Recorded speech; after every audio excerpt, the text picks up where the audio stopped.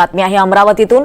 अमरावतीत पत्रकार पुरस्कार वितरण कार्यक्रमात खासदार अनिल बोंडे आणि प्रहारचे अध्यक्ष बच्चू कडू आणि खासदार बळवंत खासदार हे सगळे एकाच मंचावर होते।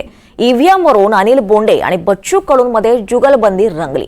खासदार अनिल बोंडे यांच्या समोरच बच्चू कडू यांची ईव्हीएम वरून उपरोधिक टोलेबाजी केली, तर खासदार अनिल बोंडे यांनीही चौफेर फटकेबाजी केली आहे। ज्याची गरज आहे तर निवड चुकीची झाली का सगळं पाहिजे, आणि निवड चांगली झाली का मग मात्र त्याचं नियोजन आणि त्याचं काम त्याच्यात तुम्ही ईव्हीएम मशीन वापरली नाही म्हणून ते अधिक चांगलं।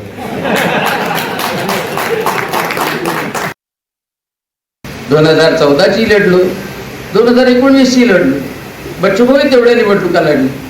मी 2009-2014 मध्ये निवडून आलो त्याच मशीनवर। आता 2019 मध्ये त्याच मशीनने मला पाडलं 9000 मतांनी। मग काय तिला दोष द्यायचा ईव्हीएमला? बळवंत भाऊ 6 महिन्याच्या अगोदर त्याच मशीनने तुम्हाला खासदार बनवलं, आणि ज्यांनी खासदार बनवलं त्यांना पाडलं 6 महिन्यानंतर। तर ती मशीन आहे।